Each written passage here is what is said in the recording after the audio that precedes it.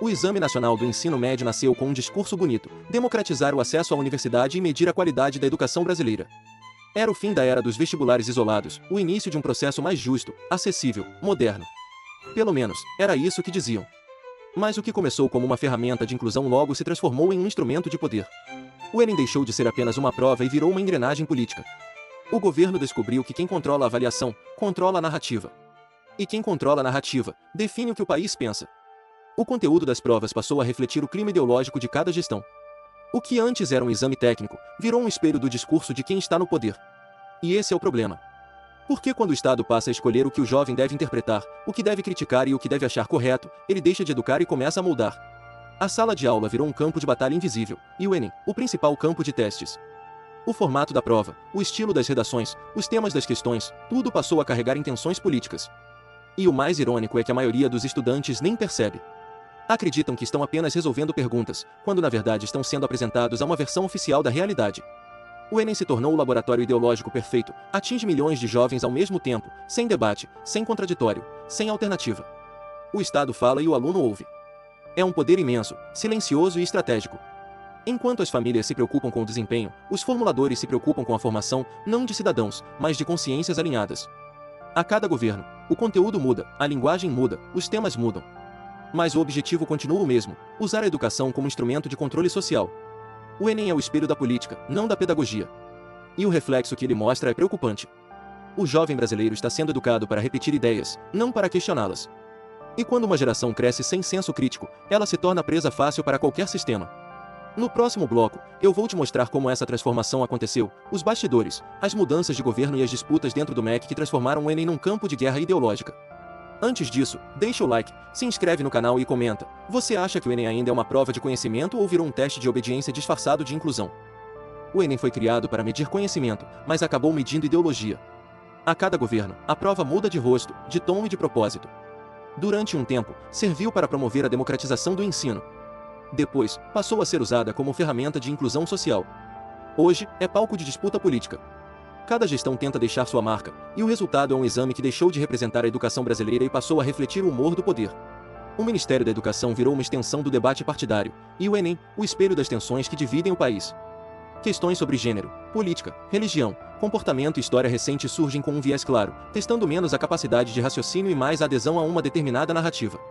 O estudante já percebe que há respostas certas e erradas, não pelo conteúdo, mas pela postura ideológica que o examinador quer ver.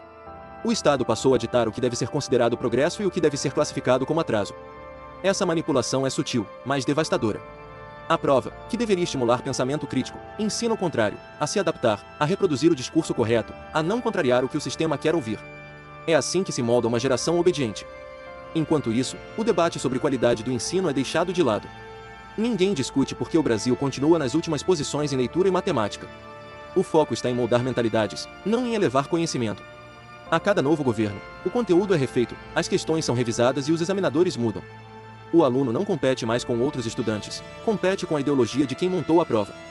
É um tipo de controle que parece invisível, mas que forma a base do poder cultural. O que é ensinado e o que é perguntado são as ferramentas mais eficazes de transformação política. E o Enem, com milhões de participantes, é a arma perfeita. O que deveria unir o país em torno da educação se tornou mais uma trincheira. Um campo onde esquerda e direita não lutam apenas por ideias, mas pela mente dos jovens. Essa guerra é silenciosa, mas define o futuro.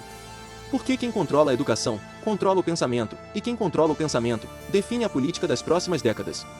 No próximo bloco, eu vou te mostrar como o conteúdo das provas mudou de forma calculada e como isso afeta diretamente o tipo de cidadão que o Brasil está formando. Antes disso, deixa o like, se inscreve no canal e comenta: você acha que o Enem mede inteligência ou obediência? Está preparando alunos ou eleitores? O conteúdo do Enem é o retrato mais fiel de como o poder enxerga o cidadão que deseja formar. As questões da prova dizem mais sobre o governo do que sobre o aluno. O que se escolhe perguntar, o que se evita cobrar, as interpretações de textos e até o tom das redações, tudo revela intenções políticas disfarçadas de pedagogia. Não se trata apenas de avaliar conhecimento, mas de moldar visão de mundo.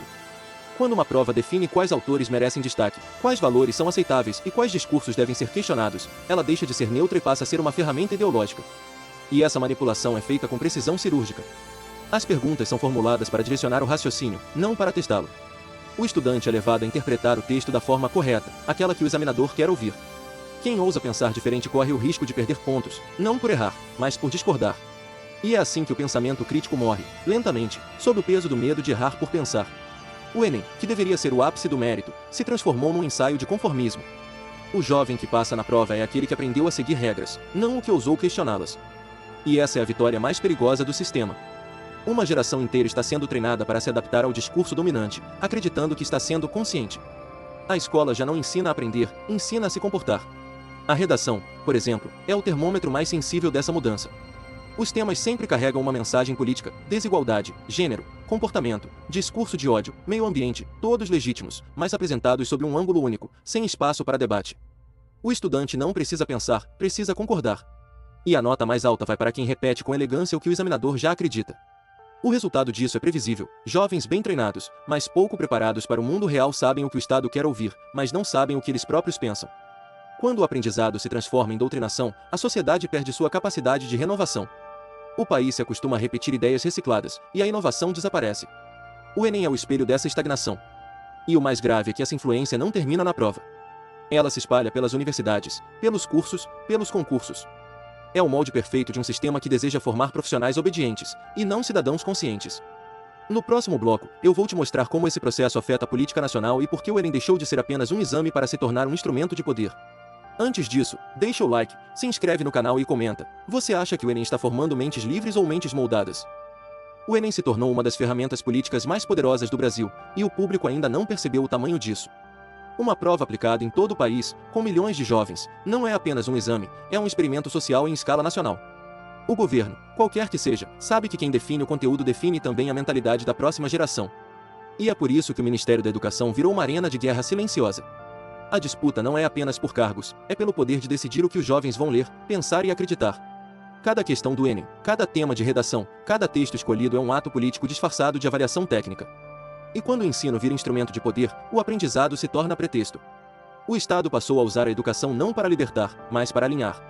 A estrutura do exame permite controlar o que se chama de pensamento crítico, mas na prática, o que se estimula é o pensamento condicionado. As diretrizes da prova são definidas por comissões nomeadas, não por educadores independentes. O resultado é previsível, uma prova que serve mais ao discurso do governo do que ao desenvolvimento intelectual do aluno. E o pior é que esse controle tem efeito cumulativo. O estudante, que passou anos ouvindo um discurso unilateral, entra na universidade já condicionado a reproduzir o mesmo padrão. A liberdade de pensamento se torna rebeldia, a divergência se transforma em risco, e o medo de ser punido pelo que se pensa vira parte do processo educacional. É assim que o poder se perpetua, pela normalização do pensamento único. O Enem é o ponto de partida dessa engrenagem. O governo descobre o que a juventude pensa e molda o que ela vai pensar daqui para frente. A prova virou pesquisa, propaganda e ferramenta de engenharia social ao mesmo tempo. O discurso da inclusão e da democratização serve como verniz moral para esconder o controle ideológico. Ninguém questiona, porque a intenção parece boa. Mas toda manipulação começa com uma boa intenção. A educação que deveria formar cidadãos críticos passou a produzir militantes sem perceber. E essa mudança é lenta, mas profunda.